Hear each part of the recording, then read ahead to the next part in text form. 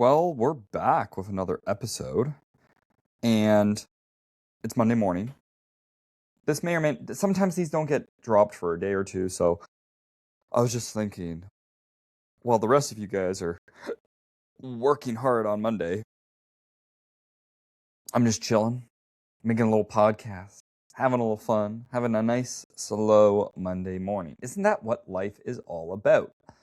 Getting to the point where you can have a slow Monday morning, chill, relax. You don't get the Sunday scaries. Monday morning's not so bad. You enjoy your job, and you just make life up as you go. I do have a topic, but just on that point, life is like a video game. It's an open world video game where you accumulate money and skills and go on your own quests. There's the main quest or side quests, but there's an infinite amount of quests that you can do. And the whole point is to explore, gather experience points, money, inventory, and enjoy what life throws at you, because you'll be it's a life that you're just constantly rediscovering. Okay. That being said, today's topic, we're going to talk about mirror neurons. I love this topic. I've talked about these many times before, and I need to talk about them again. Why do I need to talk about them again? Good question. It is that important of a topic, and I need to use different ways to explain the same topic. I need to use different experiences, different analogies, maybe different populations of people also listen to these podcasts. So my producer, Miss Sharp, Miss, I don't know. She'll correct me. She'll be upset if I say it wrong. I don't know which one means married or not. Miss Sharp, Teacher Sharp, she mentioned to me that sometimes I say the same things on the podcast. She's listened to almost every episode, as a producer should. And so that makes sense. But many people are only going to listen to a couple episodes. And yeah, maybe you don't want the same ones back to back to back, but it is important that you re-go over topics, because just like lecturing a math lesson, repetition is key, and you might need to teach it in different ways. And no two man walks in the same river, as he is a different man, and it is a different river. And so the next time you go into that river, you might be bigger, stronger. The river might be bigger and stronger, or weaker or slower. And so you get a different effect. And so I think that the mirror neurons and mirroring, I want to put it in the lens of leadership and personal training. And then maybe you just take that away as just leadership as a whole. And great leaders don't necessarily just tell people what to do. That's not what a leader is supposed to do, at least not a great leader. They show, they act, how to act, how to think, how to overcome obstacles. So as a trainer, when you step onto that gym floor, whether you are a personal trainer, the head coach, you assume a position of influence. And people then pick up on your energy, your mood, your demeanor, who you are as a person, and you influence without even realizing it. You influence clients, you influence other team members, other trainers around you, and they absorb your energy and they adapt to your standards. I think it's the vagus nerve, Vegas. Again, I'm not the best at pronouncing. And that's the nerve that it tends to like calm down. It's a big nerve, but there's a term, vagal authority, which means in a room of people, there's going to be one person's nervous system that's the authority of that said room. And it's who sets the tone, who sets the energy, who sets the vibes. And so you want to have vagal authority when you're the trainer. When I'm working at Temple Fitness, I'm the main trainer. There's a little side trainer that helps me sometimes. And I could have 3, 6, 7 people in the gym floor with me working out, and they need to pick up on my energy at 6 in the morning. If I'm crazy tired, how do you think they're going to pick up on my energy? Because I am the authority. If the student co-op who's helping me energy is a little low, they're not going to pick up on that nearly as much as if it's me, because I'm the leader, I'm the authority. I've been there for 2 years, and I'm the one leading the workout. So that's really important for you to think about. Who is the vagal authority in your group, in your setting? Think about it. if you have to be a teacher, you have to set that tone and the students tend to follow. If you don't have the authority, even though you're a teacher, you might not have the authority when you're a substitute teacher. And so getting that authority quick and early probably makes your job significantly easier, because if not, the kids almost smell it and then they take over and then they feel like they're a bit more of that authority, or they just don't respect your authority nearly as much. And this phenomenon is not by accident. Biology and psychology dictate that humans naturally mimic behaviors to those they look up to, right? It's a role model effect. By understanding how to harness this dynamic, you can improve your client retention, how well they perform with you, how well they mimic you, their coherence to the plan. Maybe it's your team performance, overall morale.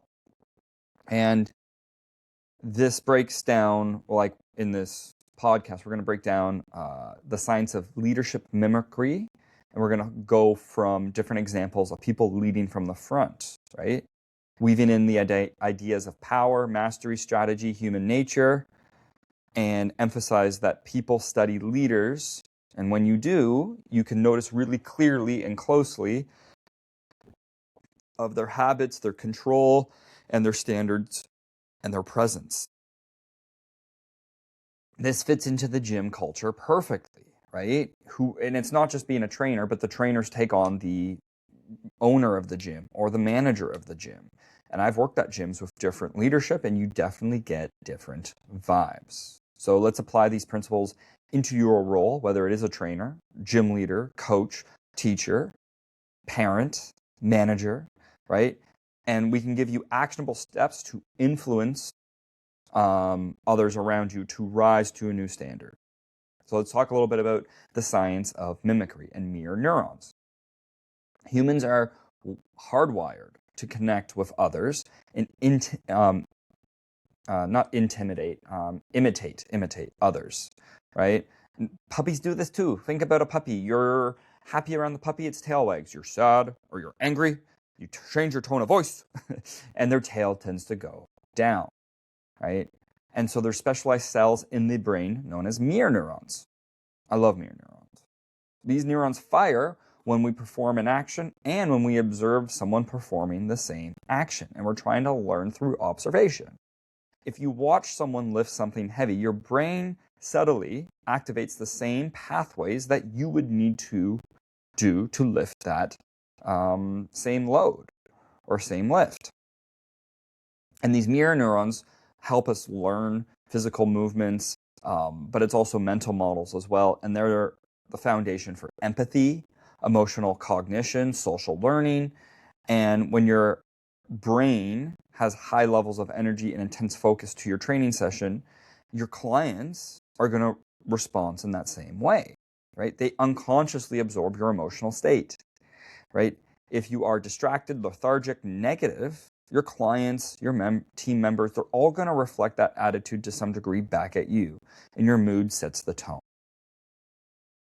And so I love strategy. I love war, the concept of war. I don't like actual war, but I come from a chess background. A lot of the games I play have some level of strategy. And so there's lots of lessons from, let's say, a battlefield with like strong generals, right? So the concept of leading by example is ancient, right? History shows that the most effective leaders don't manage at a distance. They're at the front lines with the people, and they're showing them how it's done.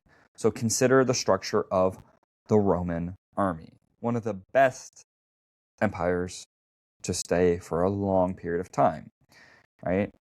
Centurions were the backbone of the legions, commanding groups of roughly 80 men. Unlike modern generals who often strategize from afar, these centurions fought in the front ranks alongside their soldiers. They suffered the same hardships, faced the same dangers, and adhered to the strictest of disciplines. They demonstrated unwavering courage, discipline, and the soldiers mirror the behavior. And they knew that the leaders would never ask them to do something to endure that they themselves wouldn't also endure. And this is a shared standard created by loyalty and fighting effectively. And you can think of it the same way during more modern wars, like the American Revolution, where George Washington endured the brutal winters alongside his men, starving, freezing troops, right? He did not retreat into the comfortable estates. By sharing and suffering, he maintained morale within his troops. How does this work in business now? So in the corporate world, the principles remain the same, right? A company's culture reflects their overall mission statement, but it really is when that mission statement is brought to the real world, the front, and it's the people leading by example of that mission statement. So if a CEO demands punctuality, but he shows up late, or, everyone's from 9 to 5, but he shows up 10 to 4, people are going to notice, and they're going to act and behave a little different. Employees quickly realize that maybe things are a bit more optional, versus the business leader who relies on hard work ethic and clear communication. He inspires those in the same traits in the same workforce. So think about a high-performance sales team. If the sales director makes the first cold call of the day and handles rejection with grace, the juniors, okay, well, that's just what we need to do too. But if the quote-unquote leader is just telling people what to do, but he doesn't actually lead by example, you don't get the same results. And so now let's tie this back into personal training. As a personal trainer, you're the general for your people. People hire you for your knowledge, but also your leadership. And they stay with you for a long time because of that said leadership.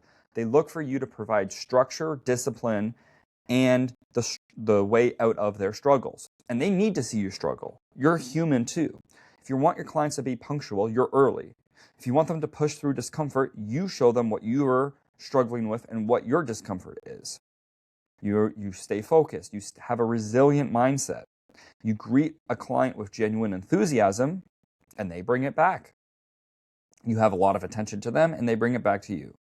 And their mirror neurons, right, fire up and catch that energy. Not only that, when you're showing them good form and technique, that's what they bring to the table more often than not too. So if you're not demoing for your clients, they're not learning in that way, but it's also an energy, it's a vibe, it's a mindset, and they will start to mimic all of that. You're the sum of the 5 people you hang around the most. A lot of my clients hang out with me 1 to 2 hours a week. Believe it or not, that's more than what they spend with most of their family other than maybe their partner or kids. It's definitely a lot more than what their friends would be, especially when you have a busy life. Right? You're checking your phone constantly. You complain about your own problems. You give them permission to not necessarily be at their best. Right? Your habits can become their habits. And you want to embody discipline of somewhat of a professional. It doesn't have to be a professional athlete, but you're a professional. And if you instruct your clients on how they should behave, eat, and train, but you don't practice what you preach, they will probably leave you. And it's not about you necessarily having to be perfect, but you do need to practice what you preach, right? And you by no means need to be absolutely shredded and diced, but there has to be a level of, hey, this is what I'm doing, and you can follow along with me. Now, let's think of a head coach. Maybe the team of leading the trainers at a big gym, or the head coach of a sporting event for football. The stakes get higher because now you're leading the leaders, right? You're managing the fitness professionals. You're no longer just guiding one-on-one clients. You're leading people who lead people, right? And there's layers to this. And the culture of that gym or coaching area lays on your shoulders, right? You can almost tell when a head coach doesn't have the people backing him, and maybe there's an assistant coach that people respect more or they believe in more, and that almost builds more divide. And so then sometimes the head coach gets fired and that guy gets promoted. Or the head coach doesn't step up, fires the assistant or gets rid of the assistant, worried about his job and scarcity mindset instead of fixing himself, makes the team more dysfunctional because you're losing a really good team member. Again, very common I would see in football. Trainers on a gym floor mimic the head coach. And I've worked at gyms where you can see the difference if the head coach is in the floor or not. Sometimes it's better energy when the coach isn't there. And that's a sign that that coach probably should not be there. Trainers on the floor, again, mimic. And if you maintain, and just because they have the title of leader doesn't mean they're the actual leader. I don't have the title of quote unquote leader in some of the gyms I've worked at, but I notice people will mimic me instead of the actual leader. And why is he the leader? He has the time to do it. I don't. I'm busy. I'm all over the place. And that's what happens. So if you maintain a pristine faculty, you're re-racking weights, you're making things neat, tidy, you dress nice, your team will do the same. Right? If you invest time into continual education and you share these new techniques, your team develops a hunger for knowledge. If you gossip about your clients, cut corners, don't do your admin tasks on time, that toxicity will spread through the staff like a virus. The team will always reflect the emotional intelligence and the professional standards of the head coach or of that said leader, right? And a divided house can't stand, I believe. There's some saying like that. You set the ceiling for the performance and you also raise the floor. You raise the standard of the gym. You need to raise your own standard. So here are some tips to elevate your own leadership. Understand that mirror neurons is a great thing to understand, but it's really the first step.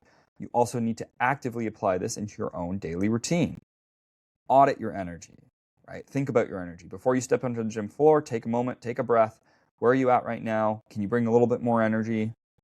And project the confidence and enthusiasm that you need to do. Over time, that becomes second nature for me, in all honesty. It's almost like a switch of a persona. If my friends were to take my normal fitness class and then see who I am, maybe when we're hanging out, I'm a little bit more introverted. When I'm on the gym floor, I'm a lot more extroverted. Don't break your own rules, or at least try not to, right? You have strict cancellation policies with your clients. You need to be flawless with that with yourself. If you have a little bit of flexibility with your clients, you can have that flexibility yourself as well.